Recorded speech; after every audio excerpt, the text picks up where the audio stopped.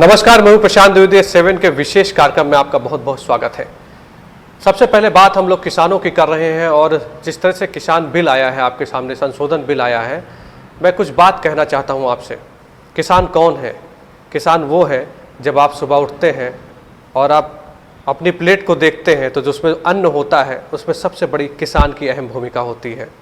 किसान कौन है? जब हम एसी में कमरों में बैठे रहते हैं और किसान तपती हुई धूप में काम करता है।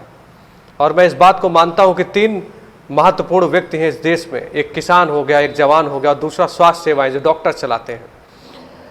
और सरकार इस किसान बिल को लेकर आई है। हम लोग इस पर बेबाकी से हमारे साथ में बातचीत करने के लिए मुंबई से सीधे रामकिशोर त्रिवेदी जी जुड़ गए हैं और वहीं दूसरी ओर हमारे साथ में अनुभव कक्कड़ जी जो भारतीय जनता पार्टी के बड़े नेता और डायरेक्टर हैं। सर, बहुत बहुत स्वागत है आपका हमारे खास कार्यक्रम किसान की बात हम लोग कर रहे हैं। और जिस तरह से किसान संशोधन बिल आया है उस पर आप कांग्रेस पार्टी के एक जिम्मेदार प्रवक्ता के तौर पर हैं, क्या कहेंगे सर इस बिल के बारे में आप? इस बिल के बारे में हमारी पार्टी और हमारे नेता श्री राहुल गांधी जी पहले ही विरोध दर्ज करवा चुके हैं जी। और उन्होंने कहा है कि ये बिल किसानों के हितों के लिए नहीं है, ये बिल कारपोरेट के हितों के लिए है। और मोदी सरकार देश के किसानों को कारपोरेट घरानों का गुलाम बनाना चाहती है। जिस तरीके से ये बिल आया है, आप उसकी टाइमिंग देखिए। ये बिल अध्यादेश के जरिए आया है जी। जब देश का किसान, नौजवान और पूरा देश घरों में बंद था। यानी मई में एक अध्यादेश जारी करती है सरकार और उसके बाद आनन फानन बिल को पारित कराती है जी। लोकसभा में कोई चर्चा नहीं होने दी जाती है। राज्यसभा में तो जबरदस्ती, मतलब जैसे आप कह सकते हैं कि ये हमारा लोकतंत्र का मंदिर है, लेकिन पूरी गुंडागर्दी के साथ सत्ता इस बिल को जो है पारित कराती है और उसके बाद आनंद फानंद राष्ट्रपति के दस्तखत भी हो जाते हैं। आप बताइए कौन से किसान से इन्होंने बात की, कौन सा किसान संगठन इनके साथ खड़ा हुआ है जी। और इस किसान बिल में ऐसा क्या इन्होंने किया है जिसके लिए किसान विरोध कर रहे हैं? अगर ये किसानों के हित में है तो ये चर्चा से क्यों भाग रहे हैं? अच्छा, मुझे बताइए कि सर देखिए, जब बिल आता है तो जाहिर सी बात है कि आप विपक्ष में बैठे हैं और विपक्ष जो है कहीं ना कहीं आक्रामक होगा। हमारे साथ में अनुभव कक्कड़ मौजूद है जिनसे भी बातचीत करते। देखिए अनुभव जी, जिस तरह से देखिए कांग्रेस के प्रवक्ता मुंबई से हमारे साथ में लाइव जुड़े और उन्होंने कहा कि किसान बिल को एक गुंडागर्दी के तहत जो है लेकर आया गया है और किसी से बात नहीं की गई, क्या कहेंगे इस बारे में आप? पहले तो आपके चैनल पर आज मुझको अवसर मिला, इसके लिए आपको बहुत बहुत धन्यवाद। गुंडागर्दी और दबंगई की बात थोड़ा सा अच्छी नहीं लग रही है। एक समय था जब मनमोहन सिंह जी एक विधेयक को लेकर के आए थे और किस प्रकार से इनके नेता श्रीमान राहुल गांधी जी ने उस विधेयक को फाड़ दिया था। तो मुझको लगता है कि वो शब्द कांग्रेस ना कहे तो अच्छा है। अनमोल जी, मैं यहाँ आपको बोलूंगा, हमारे नेता राहुल गांधी ने जो विधेयक फाड़ा था वो किसानों के हित में नहीं था, इसलिए फाड़ा था। नहीं तो अगर वो विधेयक आपकी पार्टी, आपकी सरकार, उसको आपके सांसद जो मंत्री बैठे जिनको चुन करके जनता ने भेजा, अगर वो उसको पास करके ला रहे हैं, एक व्यक्ति आपके यहाँ पूरी सरकार से बड़ा हो जाता है। प्रधानमंत्री जिस चीज को पास करते हैं, जिस विधेयक को पास करते हैं, उसको आप नेता वो इतने बड़े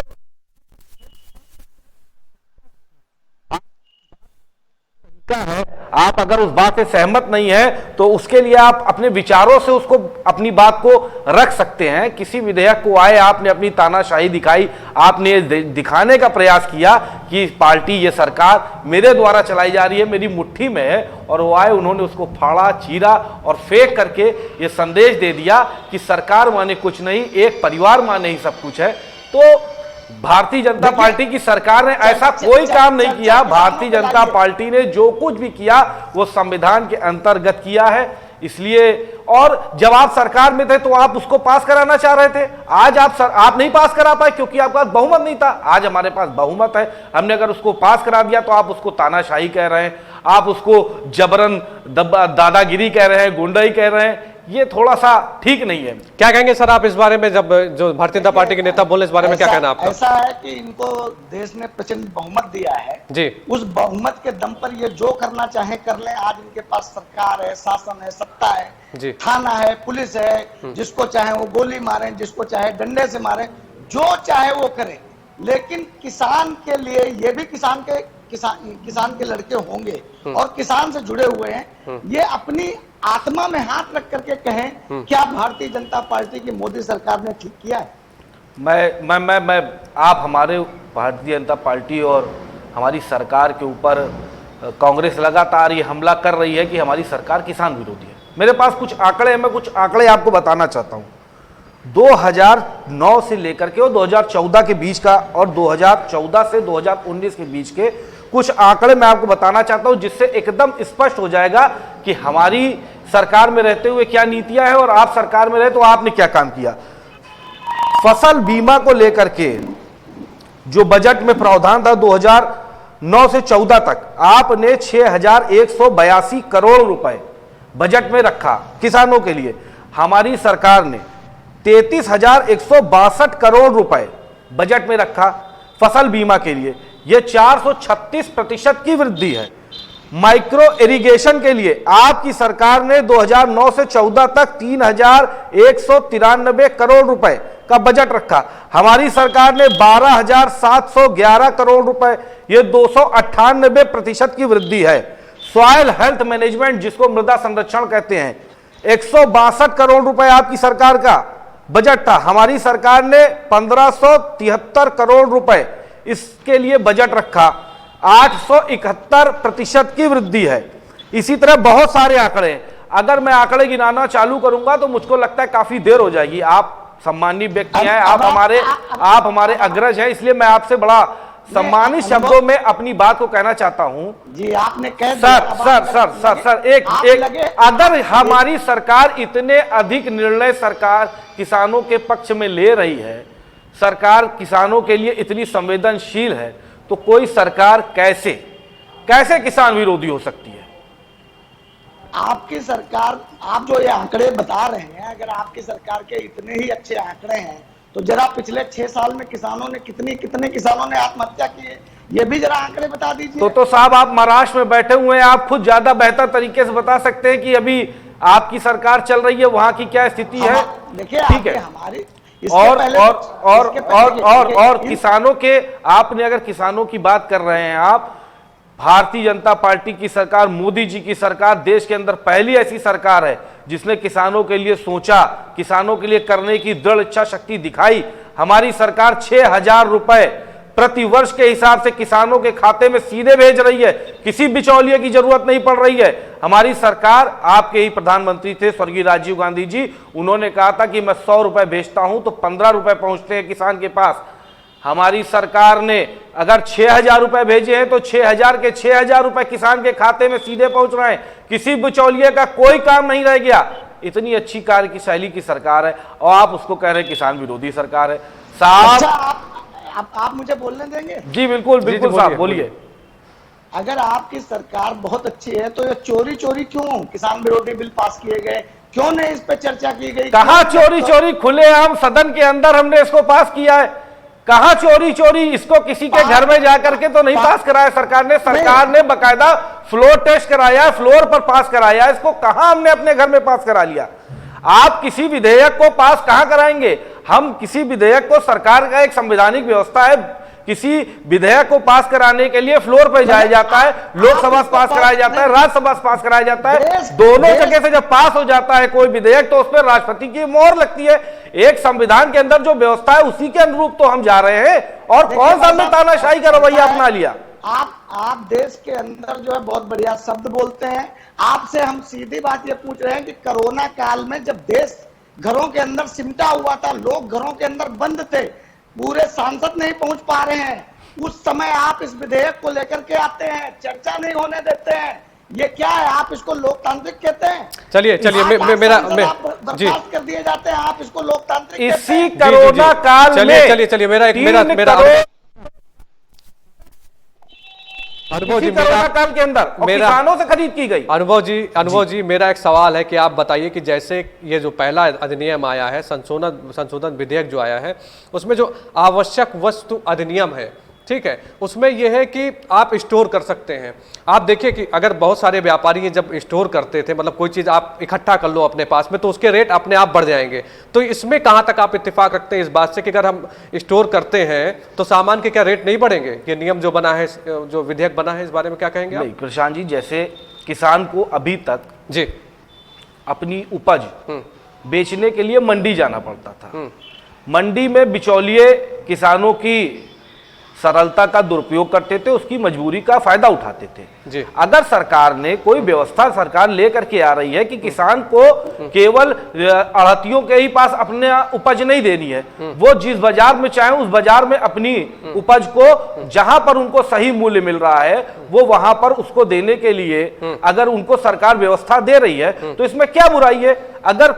अगर कोई अपनी किसान अपनी अच्छी खेती कर रहा है, अच्छा आलू उगा रहा है, अच्छा टमाटर उगा रहा है, अच्छा गेहूं उगा रहा है, मल्टीनेशनल कंपनी अगर आकर के उसका गेहूं खरीदना चाहती है, उसका धान खरीदना चाहती हैं और बिचौलिया उसको एक जो दाम तय है उसी के हिसाब से दे रहा है। नहीं, तो इसमें क्या कालाबाजारी नहीं बढ़ेगी? देखिए, इसमें दो बातें कहेंगे कि युद्ध और आपात व्यवस्था में जो है इसको अगर चेकिंग किया जाएगा तो दो चीजों में आपको भंडारण नहीं करना है, इसके अलावा आप भंडारण आपको करना, तो इसको आपको नहीं लगता कि इसमें कालाबाजारी बढ़ेगी क्या? कैसे सरकार इस बात को प्लान कर रही है? बीच में जिन लोगों को रखा भी जा रहा है, अगर अधिकारियों की बात की जा रही है, तो जो दो बातें हैं, एक तो युद्ध नहीं हो रहा है, दूसरा आपात व्यवस्थाओं में ही आप जो है ये भंडारण नहीं कर सकते। कैसे देखते हैं आप इसको? देखिए, सरकार की मंशा एकदम साफ है जी। पहली चीज ये होती है कि सरकार कोई नियम कोई व्यवस्था लेकर के आती है, उसके पीछे की नियत कैसी है। हमारी नियत एकदम साफ है, एकदम स्पष्ट है। हमने किसान के हित के लिए सरकार को जो कुछ भी करना पड़ रहा है सरकार वो कर रही है। आज कोरोना जैसी वैश्विक महामारी का दौर चल रहा है। अभी बाबूजी इस बात को कह रहे थे कि कोरोना के काल में सब लोग अपने अपने घरों में बंद हो गए, ठीक है।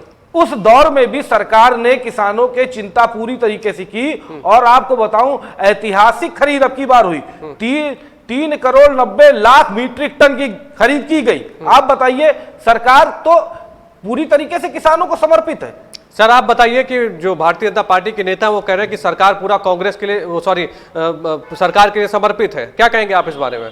देखिए, ये जो बोल रहे हैं इनको बोलने की शिक्षा दी जाती है। अब आप इनसे जरा पूछ लीजिए, अभी मैं एक सवाल पूछूंगा। आप जी बिल्कुल सीधे सवाल आप पूछ सकते हैं, आप एक दूसरे से बिल्कुल इनसे पूछ लीजिए कि अभी इन्होंने आंकड़े गिनाए, एमएसपी कितनी बढ़ाई है गेहूं के ऊपर इन्होंने? अरे साहब, आपके सरकार में एमएसपी कितनी थी आप बताइए? गेहूं की एमएसपी कितनी थी?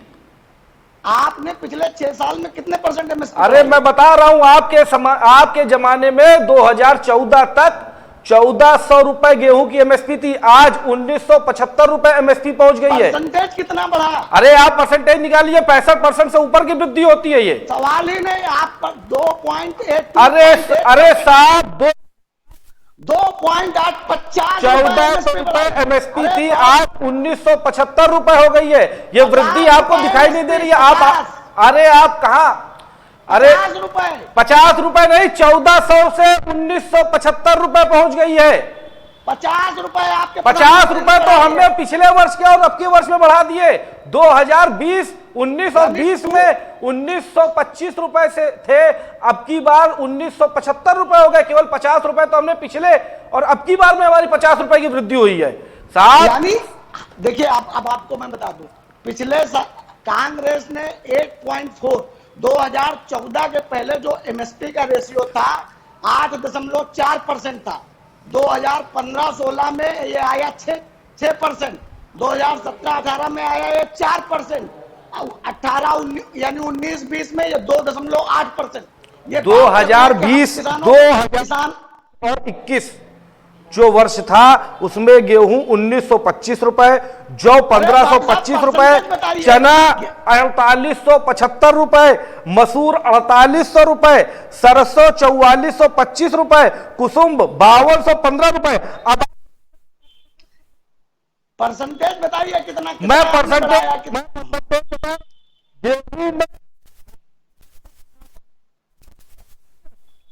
आवाज नहीं आ रही।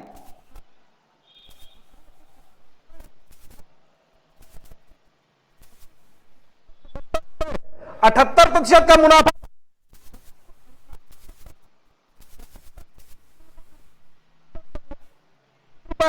93% मुनाफा बढ़ा, कुसुम 5215 50% मुनाफा बढ़ा। अब आप सुनिए, मैं एक प्रश्न, आपने मुझसे प्रतिशत पूछा, मैंने प्रतिशत बताया आपको, आप नाराज मत होइएगा, आप सीनियर नाराज होने की बात नहीं है। आप मुझको केवल इतना बता दीजिए, कांग्रेस बहुत किसानों की हित चिंतक है, कितने वस्तुओं के ऊपर एमएसपी निर्धारित होता है, केवल मुझको आप इतना बता दीजिए, कितनी वस्तुओं के ऊपर एमएसपी निर्धारित करती है सरकार? ये तो देखिए कोऑपरेटिव में आप बैठे हुए हैं, आप हमको बताइए। अरे साहब, आप किसानों का पक्ष रख रहे हैं, आप हमसे कह रहे हैं, आप हमसे कह रहे हैं, आप हमसे कह रहे हैं भारत सरकार, मोदी सरकार किसान विरोधी है, हमारे ऊपर आरोप लगाए जा रहे हैं कि हम किसान विरोधी हैं। किसानों की हो रही है, आप मुझसे एमएसपी के बारे में सवाल। अरे एमएसपी किसानों से जुड़ी हुई तो व्यवस्था है, किसानों से जुड़ी हुई व्यवस्था तो एमएसपी है। मैं बाबूजी आपको बता दूं, 23 फसलें ऐसी हैं जिनके ऊपर सरकार एमएसपी निर्धारित करती है, 23 फसलें ऐसी हैं जिनके ऊपर सरकार एमएसपी निर्धारित करती है। आप हमें और आपकी सरकार की मैं उपलब्धि बता दूं, तो मैं आपकी सरकार की उपलब्धि बता दूं, उधर की बात कर, ये बता के कारवां क्यों? मैं आपकी सरकार की उपलब्धि बता दूं, उधर की न बात कर, ये बता के कारवां क्यों लूटा? बता के कारवां क्यों लूटा? 12 करोड़ बेरोजगार कहां से आए? 12 करोड़ बेरोजगार कहां से आए? 175 लाख करोड़, 1 करोड़ 75 लाख रुपए आपने, 1,75,000 करोड़ रुपए आपने रिजर्व बैंक से निकाला, कहां गया? चाइना का मुद्दा आज आपके पास खड़ा हुआ, कहां गया? किसान के बारे में आप बात करो तो आप एमएसपी के दाम बताते हो, मुद्दे की बात पर आइए। एमएसपी किसानों से जुड़ी हुई बात कर रहा हूं मैं, और आपने बात कही, और आपने जो बात कही, आपने 2.8% आपने जो व्यापक स्तर की बात करी, मैं उस पर अभी उत्तर दे देना चाहता हूं। आज कोरोना जैसी वैश्विक महामारी के दौर में जिस समय महाराष्ट्र की सरकार ने उत्तर भारतीयों को मजबूर कर दिया महाराष्ट्र छोड़ करके अपने प्रदेश लौटने के लिए, उस समय भी हमारी सरकार ने, चाहे वो मोदी जी की सरकार रही हो, चाहे उत्तर प्रदेश की योगी सरकार रही हो, किसी भी उत्तर भारतीय को परेशान नहीं होने दिया। जो कुछ करते बना सरकार के द्वारा किया गया। इसके बाद सरकार ने पूरी तरीके से आवश्यक वस्तुओं के दामों पर नियंत्रण बनाए रखा। कहीं पर भी किसी को, एक भी व्यक्ति को भूख से मरने नहीं दिया गया सरकार के द्वारा। जो कुछ सरकार कर सकती थी सरकार ने करने का काम चलिए किया। चलिए ठीक है, इतने सबके बावजूद चलिए ठीक है, मेरा सवाल आपसे है, मेरा सवाल आप, देश से भारत आज डटकर मुकाबला कर रहा है। लोग सड़क, अभी कोरोना काल में लाखों लोग सड़क पे मरे हुए हैं, आपको अरे साहब आप बताइए, महाराष्ट्र में बैठे हुए थे, महाराष्ट्र की सरकार क्यों नहीं रोक पाई उन उत्तर भारतीयों को जो बड़ी विश्वास से 40-45 वर्षों से 40-45 वर्षों से उत्तर भारतीय महाराष्ट्र के अंदर बैठ करके महाराष्ट्र की अर्थव्यवस्था को मजबूत करने का काम कर रहा था। और आज कोरोना जैसी वैश्विक महामारी के दौर में उनको आपने एहसास करा दिया कि वो महाराष्ट्र के नहीं है, आप उत्तर भारत के, उत्तर प्रदेश बिहार के हैं, वो आप वापस जाइए, आज आपकी जरूरत नहीं है। ये भेदभावपूर्ण, ये दोहरा रवैया, ये अमानवीय व्यवहार जो किया गया, उसको इस देश की जनता भूलने वाली नहीं है। चलिए ठीक है, मेरा आपसे सवाल है, सीधे आपसे रामकिशोर जी, मेरा सवाल है कि आप बताइए कि देखिए कोई भी विधेयक आता तो जाहिर से तौर पर बात है कि आप विपक्ष के तौर पे बैठते तो आप उसमें आक्रामक होते ही होते हैं, और कहीं ना कहीं किसान अगर से कुछ किसान इसके साथ में है, कुछ नहीं साथ में है, तो क्या ये विपक्ष का काम बन गया कि कोई भी विधेयक आए और डंडा लेके खड़े हो जाओ, भारत के प्रधानमंत्री को घेरने लगो? ये कहां का नियम कानून हो? अनुभव जी, इसके पहले भी इन्होंने किसानों का जो जमीन संशोधन विधेयक लाए थे जी, उस पर विपक्ष आक्रामक हुआ था, किसान खड़े हुए थे, उसको पारित नहीं होने दिया गया था। ये इनको डर था कि किसान खड़ा होगा, विपक्ष खड़ा होगा और ये पारित नहीं होने दिया जाएगा, इसलिए इन्होंने टाइमिंग पकड़ी। मई में जब पूरा देश घरों के अंदर बंद था, उस समय इनकी सरकार कैबिनेट में एक अध्यादेश जारी। तो आपकी पार्टी ने कितने किसानों से बात की? आपने कहा कि भारतीय जनता पार्टी ने जो है वो चोरी छुपे जो है ये कर दिया है काम, तो आपकी पार्टी ने कितने किसानों से बात की? देखिए, हमारी पार्टी तो किसान संगठनों से बात कर ही रही है, आप देख ही रहे हो। आपने ये भी देखा कि इनके ही गुट की एनडीए सरकार में शामिल जी अकाली दल, अकाली दल की मंत्री इस पे इस्तीफा देके चली जाती हैं, अकाली दल इससे अलग हो जाता है जी। तो आप ये देखिए कि अच्छा दूसरी चीज इस बिल में है क्या। देखिए ये कह रहे हैं कि बिल किसानों के लिए बहुत अच्छा है, हम कह रहे हैं खराब है। तो हम ये बता दें कि किसानों के लिए ये बिल अच्छा है, इन्होंने बता दिया। हाँ। हम बता रहे हैं ये खराब इसलिए है जी। क्योंकि इस बिल में आप भी देखिए कि उद्योगपति आएंगे, कंपनियां आएंगी, उनका कार्टेल बनेगा। जब कार्टेल बनेगा तो किसान के पास ऐसी, जैसे ये कह रहे हैं कि किसान जाके कहीं भी बेच सकता है, किसान कौन सी बाजार में जाएगा। अगर वहां कार्टेल किसान का आलू 1 रुपए किलो में खरीदना चाहता है तब किसान क्या करेगा। इनके पास ऐसा कौन सा नियम है जो किसान की आलू ये बढ़ा देंगे। अगर ये एमएसपी और एपीएमसी की हम लोग मांग कर रहे हैं कि इसको रखा जाए, क्योंकि एपीएमसी और एमएसपी के जरिए ही रेट तय होते हैं। अगर कल को ये कंपनियों ने आलू 1 रुपए में खरीदना शुरू किया, बोले हम नहीं खरीदते, तब ये कौन सा इनके पास कानून है कि ये आलू खरीदवा देंगे। एक बात। दूसरी बात ये है कि इस बिल में जो सबसे खतरनाक चीज है, इनको भी पता है कि कोई भी चीज है देश में न्याय पाने का अधिकार सबको है, हर आदमी को न्याय पाने का अधिकार है। आपने किसान को न्याय के लिए, कल को उसका किसी कंपनी के साथ विवाद होता है तो वो कहां जाएगा, एसडीएम के पास जाएगा। आखिर अपीलेट अथॉरिटी डीएम है, आप भी बैठे, अनुभव जी भी बैठे, हम भी बैठे, सरकारें आएंगी जाएंगी, सब कुछ होगा, सरकारें बदलेगी, लेकिन एसडीएम और डीएम कैसे काम करते हैं, क्या ये अनुभव जी से छुपा है या हमसे छुपा है या आपसे छुपा है। एक किसान को एनओसी के लिए 10 चक्कर लेखपाल के काटने पड़ते हैं। गांव में हर जगह पे जिस तरीके का भ्रष्टाचार व्याप्त है, उस हिसाब से किसान को अगर कोर्ट की राहत, आप अगर इसको बोल देते कि हाँ अगर कोई डिस्प्यूट है कंपनी के प्रति तो किसान कोर्ट में चला जाए, कोर्ट में जाता था, हम लोगों को भी लगता नहीं है। आपने तो सिर्फ अपने चंद उद्योगपतियों पति मित्रों की सुनी है, कंपनियों की सुनी है। किसी किसान कोई भी बिल आता है, किसान संगठन से बात होती है, किसानों को बुलाया जाता है, उनके संगठनों से बात की जाती, आपने वो सब प्रोसेस किया ही नहीं, इसलिए आपकी मंशा पे सवाल उठ रहे हैं। चलिए अनुभव जी, देखिए आप पर सीधा आरोप लगा रहे हैं, कांग्रेस के प्रवक्ता हैं जो मुंबई से सीधे लाइव जुड़े, वो सीधे आपके ऊपर आरोप लगा रहे हैं कि आपकी सरकार उद्योगपतियों के साथ में लगी है, इसीलिए इस बिल को लेकर आई। क्या कहेंगे इस बारे में आप। देखिए कांग्रेस का माइंड मेकअप हो चुका है। कांग्रेस ने मन बना रखा है जी कि हम सरकार में जब कांग्रेस रही तो जो काम नहीं कर पाई वो काम अगर दूसरी सरकार कर रही है तो उसको रोको। ऐसा ना हो कि कोई अच्छे काम देश के अंदर हो जाए और कांग्रेस की जो स्थिति है उससे और नीचे चली जाए। इसलिए अब उसने मन बना लिया कि हमको किसी भी ना किसी प्रकार से जो कुछ भी करते बनेगा हम उसको रोकेंगे, चाहे जैसे कुछ हो। जैसे इन्होंने जो शंका व्यक्त करी मैं उसका उत्तर देना चाहता हूँ। जब सरकार हमारी थी, मोदी जी का पहला कार्यकाल था 2014 से 2019 तक का, तो जब वो लेकर के आए कि उन्होंने कहा कि नहीं हम जो सिलेंडरों पे सब्सिडी वाले सिलेंडर, जो घरेलू उपयोग के सिलेंडर होते हैं उस पे हम सब्सिडी डायरेक्ट न देकर के खाते के माध्यम से देंगे। तो बड़ा सबने हंगामा काटा कि अरे नहीं मोदी जी सब्सिडी खत्म करना चाहते हैं। कहां से सब्सिडी खत्म कर दी? आज साहब आज 6 साल हो रहे हैं, आज 6 साल हो रहे हैं। के बाद में भूमि अधिनियम विधेयक की बात हो रही है। नहीं मैं बोल रहा हूँ, आपने काफी कुछ बोला साहब, अब हमारी भी सुन लीजिए, हम तो सरकार में हैं, आप सरकार नहीं है तब भी हम सुन रहे हैं, हमारी भी तो सुन लीजिए, हम सरकार में है तो हमको भी अपना पक्ष रख लेने दीजिए जी। तो आपने ये देश के अंदर माहौल बनाने का प्रयास किया कि मोदी जी सिलेंडर पर सब्सिडी, घरेलू सिलेंडर पर सब्सिडी खत्म करने जा रहे हैं जी। 6 साल हो गए, कोई सब्सिडी खत्म नहीं हुई, बल्कि एक इतनी शानदार व्यवस्था बनाई, एकदम पारदर्शी व्यवस्था कि सीधे खाते में पहुंच रही है उपभोक्ता के।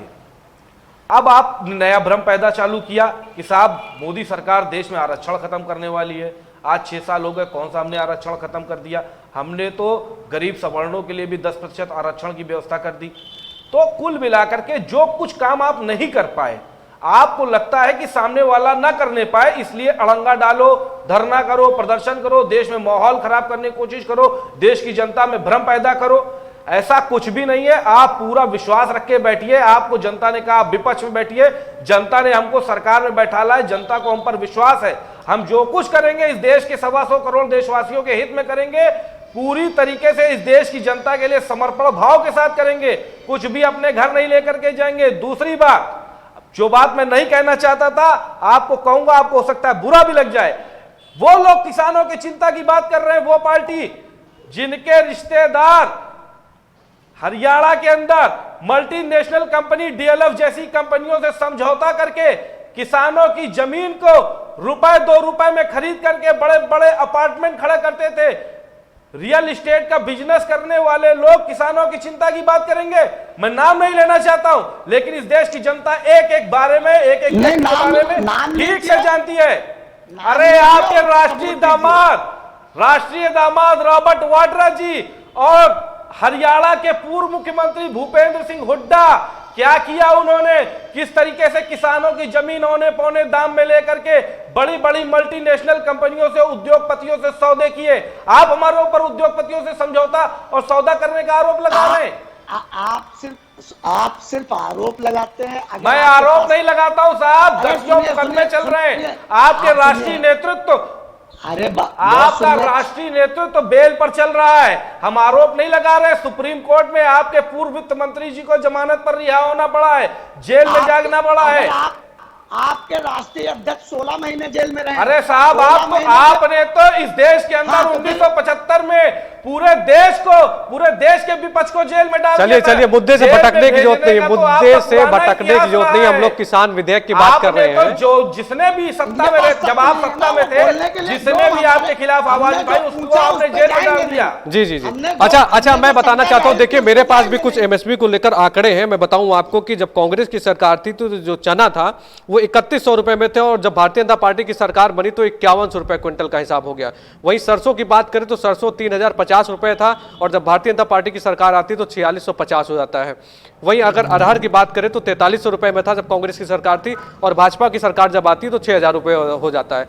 तो आंकड़े बढ़ रहे हैं, तो वहां पे तकलीफ कहां पे रामकिशोर त्रिवेदी जी, मुझे बताइए। जी, ये आंकड़े बढ़ेंगे, क्योंकि जब कांग्रेस की सरकार थी तो डॉलर 65 रुपए में था, अभी 75 रुपए में। कांग्रेस की सरकार थी तो पेट्रोल 75 रुपए में था, अभी 80 रुपए में। अभी तो आप कह रहे हैं किसान कहीं बेचने नहीं जा पा रहा, कहां डॉलर में सौदा किया ले रहा है। तो किसान को तो ये तो बढ़ाना ही पड़ेगा आपको। अरे हमारे गांव का किसान कहां अमेरिका भी जा रहा है? अभी तो हम लोग कानून लेकर के आ रहे हैं, अभी कहां अमेरिका गेहूं बेचने किसान जा रहा है?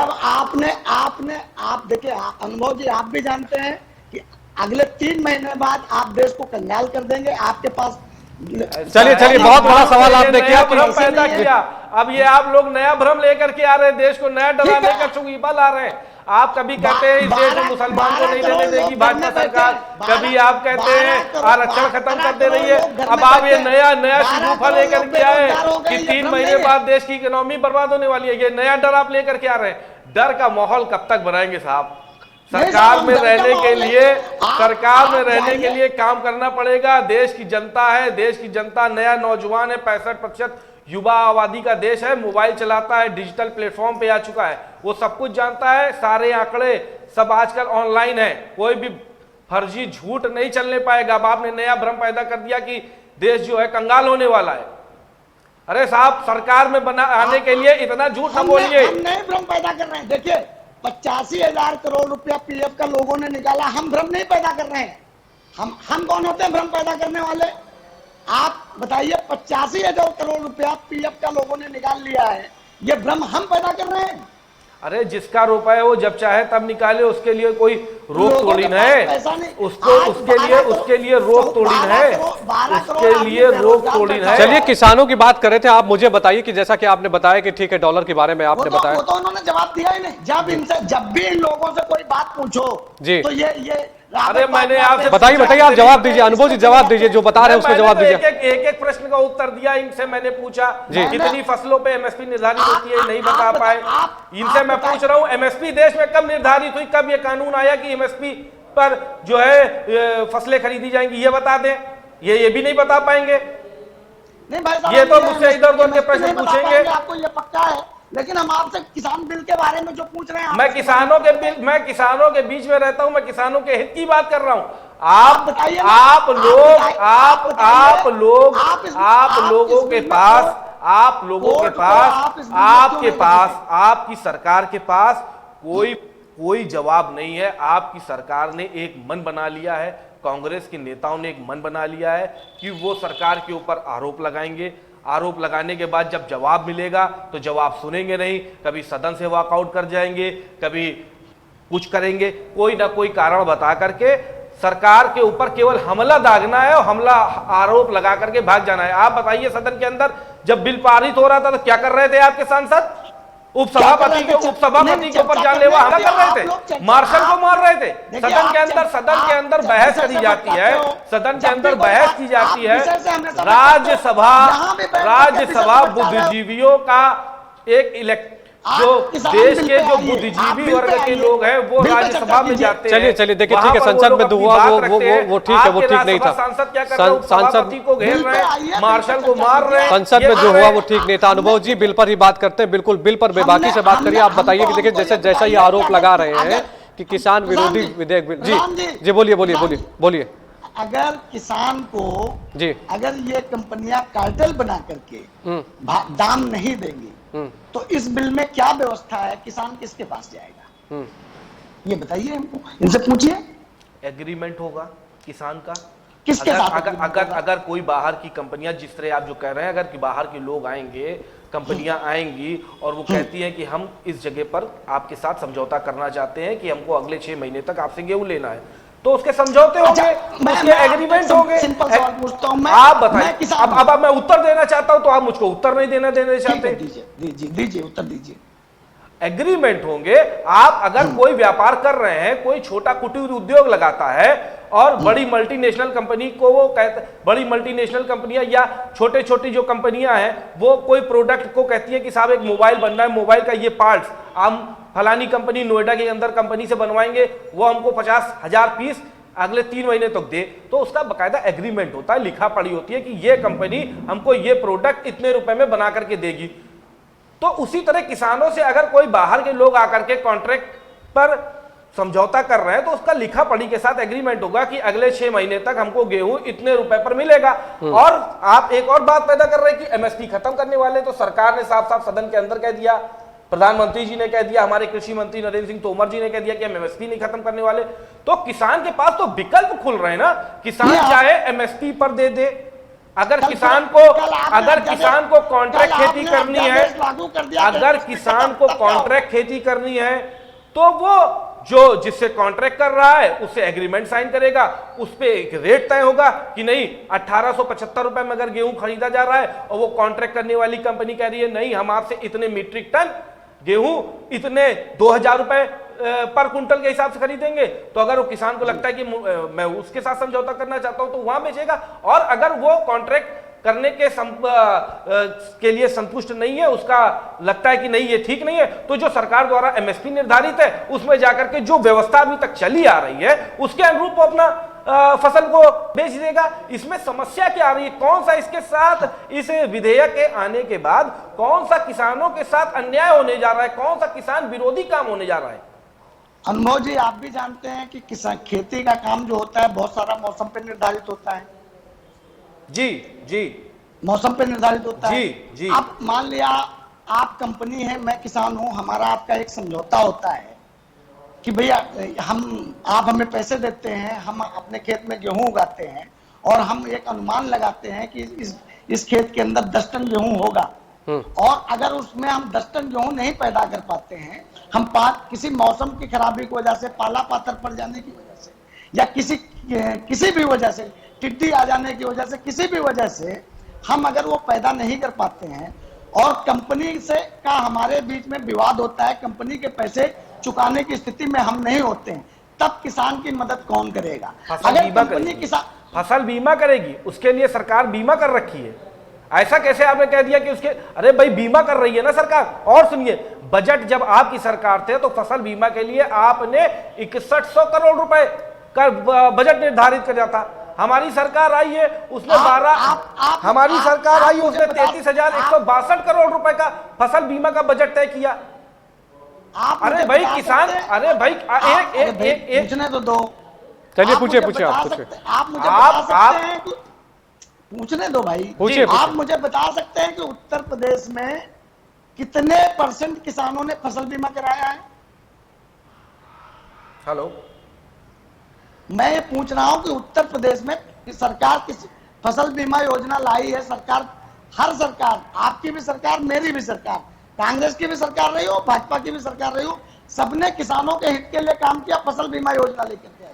लेकिन क्या आप बता सकते हैं कि उत्तर प्रदेश के कितने किसानों ने फसल बीमा योजना कराई और कितने किसानों को फसल बीमा योजना का लाभ मिला है? मैं उत्तर प्रदेश की बात नहीं कर रहा हूं, मैं पूरे देश की बात कर रहा हूं। उत्तर पूरे प्रदेश देश का में ही बता उत्तर प्रदेश में तो सरकार ने इसको लेकर के बहुत जबरदस्त तरीके से अभियान चलाया है। और आपका एक भ्रम मैं और दूर कर दे रहा हूं, आपकी शंका मैं दूर कर दे रहा हूं। आप कह रहे हैं किसान की फसल खराब हो जाएगी।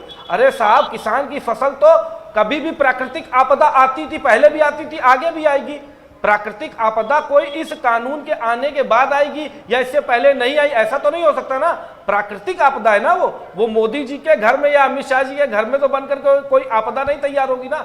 उसके लिए ही तो फसल बीमा कीगा और उसके लिए सरकार मैं तो अरे भाई मैं वही तो बताओ ना, आप इतना सीधे पॉइंट टू पॉइंट आओ। मैं वही तो बात कह रहा हूं। आपकी सरकार 2009 से 14 तक, मैं रुपए में हिसाब दे रहा हूं, आप प्रतिशत नहीं, मैं रुपए में बता दे रहा हूं। 6100 करोड़ रुपए 2009 से 2014 तक आपकी सरकार का फसल बीमा का बजट था। हमारी सरकार ने 2014 से 2019 तक के बीच में 31,162 करोड़ रुपए का फसल बीमा का बजट निर्धारित किया। यह फसल बीमा का बजट किसके ऊपर खर्च होगा? यह फसल बीमा का बजट तो किसानों के लिए ही तो खर्च होगा। ये किसके और प्रतिशत की बात कर रहे हैं तो 836% की वृद्धि होती है। और मेरी बात से आप संतुष्ट ना हो बाबूजी, तो आप इसको जाकर के गूगल पर सर्च कर लीजिएगा, तमाम सरकारी आंकड़े उसमें पड़े हुए हैं। मैं पूछ रहा हूँ इमली का पेड़ कहाँ है, आप बोल रहे हो? अरे मैं तो आप उत्तर प्रदेश की बात कर रहे हैं, मैं पूरे देश की बात कर रहा हूँ। चलिए ठीक है। मेरा सवाल आपसे रामकिशोर त्रिवेदी जी, मुझे बताइए कि आप कांग्रेस के प्रवक्ता के तौर पे मुंबई में हैं, आप मौजूद हैं इस समय, तो कांग्रेस क्या सोच रही है इस विधेयक के बारे में? देखिए, प्रदर्शन करने से मेरे ख्याल से किसी चीज का हल नहीं होगा। किसानों के हित की बात की जाए, जो कि किसान के हित की ओर चले, तो उसके लिए क्या प्रयास कर रहे हैं, क्या सोचते हैं आप? देखो, इन्होंने कृषि को सेवा के रूप में लेके आए हैं कि एग्रीकल्चर जो है सेवा सर्विस सेक्टर को, एग्रीकल्चर को इन्होंने इस विधेयक में सर्विस सेक्टर रखा है जी। अब ये बताइए कि सर्विस सेक्टर में 18% की जीएसटी है, क्या ये इनसे पूछिए, क्या इनकी सरकार जीएसटी नहीं लेगी? किसानों से ही 18% की जीएसटी लेने जा रहे हैं। अब बाबा आप कहां, इसलिए हम विरोध कर रहे हैं। आप कहां से आंकड़े लेकर के आ रहे हैं मुझको नहीं पता है। देखिए, बहुत सारे नियम कानून बन रहे हैं, अभी बहुत सारी जानकारियां। आंकड़े नहीं, आप उस बिल के क्लास पढ़िए जो उपभोक्ता संरक्षण विधेयक है, उसमें आपने एग्रीकल्चर को सेवा के सर्विस सेक्टर में रख दिया है। अब विवाद का विषय यह है कि अगर एग्रीकल्चर सर्विस सेक्टर में है तो कल से किसानों के ऊपर 18% की जीएसटी लगेगी। आप बताइए, अब ये नया शिगुफा आप लेकर के आए कि किसान शिगुफा का आप बिल पढ़िए, ये नया शिगुफा आप लेकर के आए। अरे आप बिल पढ़िए, आप एक टेलीविजन चैनल के कार्यक्रम में बोल रहे हैं, मैं दावे के साथ कह रहा हूं, आप बिल पढ़िए। आप तो नाराज होने लगे। नहीं, नाराज क्या, आप वो तो शिगुफा है। आप लोग अपनी बात को मनवाने के लिए दबाव बनाएंगे, डराएंगे, ऊंची आवाज में बोलेंगे, चाहे वो सामने वाला हो, चाहे सदन के अंदर उपसभापति बैठा हो। चलिए, मैं इस बात से इत्तेफाक रखता हूं कि देश को 3 लोग चलाते हैं, जवान, किसान और विज्ञान। सुनिए, यही आपका रवैया। मैंने आपसे पूछा था, आप किसानों के हितैषी हैं। हरियाणा के अंदर जब आपकी सरकार थी तो आपने और राष्ट्रीय समाज जी ने क्या क्या किया, उसका आप जवाब नहीं दे पाए। उस बिल में आपने कृषि को सर्विस सेक्टर के दायरे में रख दिया। किसान से आप 18% की जीएसटी लेंगे, आप चर्चा नहीं होने दिया आपने वहां राज्यसभा में और लोकसभा में। राज्यसभा में चर्चा वो तो पूरे देश ने देखा कि आप किस प्रकार से चर्चा कर रहे थे। आपके सांसद किस तरीके से चर्चा कर रहे थे। वेल में घुस के मार्शल को मारना, सदन में चर्चा करने का तरीका होता है। वेल में घुसकर वेल में घुसकर किसी मार्शल को मारना, अगर जो है ये बात करने का या सदन में चर्चा करने का तरीका है तो फिर मुझको लगता है इससे अच्छी चर्चा तो सड़क पे खड़ा हुआ कोई भी व्यक्ति कर लेगा। अगर सदन में किसी को चुन करके भेजा गया है जनता के द्वारा, तो वो बात करे। वो तो मार्शल के ऊपर चढ़ा जा रहा है, मार्शल को मारे दे रहा है, उपसभापति के ऊपर चढ़ा जा रहा है। पीठ का चलिए एक सम्मान चलिए चलिए होता ठीक है, समय का बहुत अभाव है रामकिशोर त्रिवेदी जी अपने पास में, और मैं इस बात को खाली मानता हूँ। एक चीज पूछ रहा हूं, 30 सेकंड में अपनी बात कह दीजिए, बिल्कुल। एक सेकंड। हाँ, 30 सेकंड में। आप इस बिल को पढ़ लीजिए, और पढ़ने के बाद जो उपभोक्ता संरक्षण जो तीसरा वाला बिल है, उसमें जो कृषि को एग्रीकल्चर और कृषि प्रोडक्ट को एग्रीकल्चर के दायरे में रखा गया है, उसमें आप देखिए, और अपने कानूनविदों से और भारतीय जनता पार्टी के जो जानकार लोग हैं उनसे भी चर्चा कीजिए कि क्या किसान से हम लोग जीएसटी लेंगे, अगर नहीं लेंगे तो आप इसका स्पष्टीकरण दीजिए या अपने नेताओं से दिलवाइए। चलिए ठीक है, अनुभव जी आपके पास भी 30 सेकंड अपनी बात कहने के लिए, जल्दी से बोल दीजिए आप। मेरे पास, मैं केवल इतना कहना चाहता हूं कि भारतीय जनता पार्टी की सरकार किसानों के लिए समर्पित है। जी। हमने 6,000 रुपए खातों के माध्यम से देकर के किसान को मजबूत करने का काम किया, और आने वाले समय में भी जो भी किसानों के लिए ये विधेयक लाया जा रहा है उसके माध्यम से किसानों की स्थिति को मजबूत करने के लिए सरकार एक विधेयक लेकर के आई है। आने वाले समय में हमें पूरी उम्मीद है कि सरकार के माध्यम से किसानों की स्थिति जो आज बेहतर हुई है या और बेहतर होगी, चलिए, इसके लिए सरकार संकल्पबद्ध है। चलिए ठीक है, मैं इस बात को मानता हूं कि देखिए पूरे देश को 3 लोग चलाते हैं, किसान, विज्ञान और जवान। और जाहिर सी बात है जिस तरह से ये विधेयक आया है तो इसमें बहुत सारे किसान खुश हैं। कहीं कोई गलत फहमियां तो सरकार को भी उसको दूर करने की पूरी कोशिश करना चाहिए। रामकिशोर त्रिवेदी जी, आप सीधे मुंबई से हमारे साथ में जुड़े, आपका बहुत बहुत धन्यवाद है। 30 सेकंड में अपनी भी बात रखूंगा, 30 सेकंड में अपनी बात रखूंगा। जी बोलिए बोलिए सर, बोलिए। ये मोदी सरकार किसान के आत्मसम्मान के साथ खेल रही है, किसानों को बेवकूफ बना करके, किसानों को सब्जबाग दिखा करके, जैसे इन्होंने नौजवानों को बेरोजगार किया है, वैसे किसानों से जमीन छीनने का और उद्योगपतियों को देने का ये षड्यंत्र है। और कांग्रेस मोदी सरकार के इस षड्यंत्र के खिलाफ सड़क पे उतरना पड़ेगा तो सड़क पे उतरेगी। पूरे देश के अंदर अगर किसानों को बेवकूफ बना करके उनकी जमीन हड़पने का काम व्यापार के रूप में किसी ने किया है तो ये पूरी देश की जनता जानती है। कांग्रेस के गांधी परिवार और रॉबर्ट वाड्रा उनके राष्ट्रीय दामाद के द्वारा किया गया है। तो कम से कम किसानों को और देश की जनता को हम पर पूरा विश्वास है, पूरा विश्वास है देश की जनता को हमारे ऊपर कि नरेंद्र मोदी जैसे व्यक्तित्व के होते हुए किसानों के साथ कोई भी अन्याय नहीं होना पाएगा। उसके लिए सरकार को जो कुछ भी करना पड़ेगा सरकार करेगी। चलिए बहुत समय नहीं है मेरे पास में, दोनों लोग जी मेरे पास बहुत समय नहीं है, मुझे माफ करिएगा बिल्कुल। और फिर हम लोग इस पर चर्चा करेंगे, बातचीत करेंगे। रामकिशोर त्रिवेदी जी, आप सीधे मुंबई से हमारे साथ में लाइव जुड़े, इसके लिए आपका बहुत बहुत धन्यवाद है। और हमारे साथ में अनुभव कक्कड़ जी जुड़े, जो भी भारतीय जनता पार्टी के जो नेता थे हमारे साथ में सीधे लाइव जुड़े, उनका भी बहुत बहुत धन्यवाद है। मैं आपको बताऊं कि देश को 3 लोग चलाते हैं, जवान, किसान और विज्ञान। तो जाहिर से तौर पर बात है कि सरकार को प्रयास करना चाहिए कि अगर कहीं कुछ गलत फहमियां तो उनको दूर करने का प्रयास करना चाहिए। और जिसे सरकार इस विधेयक को लेकर आई उसमें बहुत सारी अच्छी भी चीजें हैं, तो और बहुत सारा अगर कहीं कुछ दिक्कत है तो उसको भी निपटाने की कोशिश करना चाहिए। फिलहाल S7 के इस विशेष कार्यक्रम में आप जुड़े, इसके लिए आपका बहुत बहुत धन्यवाद है, बहुत बहुत आपका स्वागत है। हमारे सभी डिजिटल प्लेटफॉर्म को आप लाइक करिए, हमारे फेसबुक पेज को लाइक करिए, आप हमारे यूट्यूब पेज को सब्सक्राइब करिए, और जितनी भी खबरें आप हमारे साथ में जुड़ी रहिए। और कोरोना वायरस की भी कोई दवा नहीं बनी, तो इसलिए मास्क लगाइए, बाजारों में कम जाइए, आप भी सुरक्षित रहे और समाज को भी सुरक्षित रखिए। नमस्कार।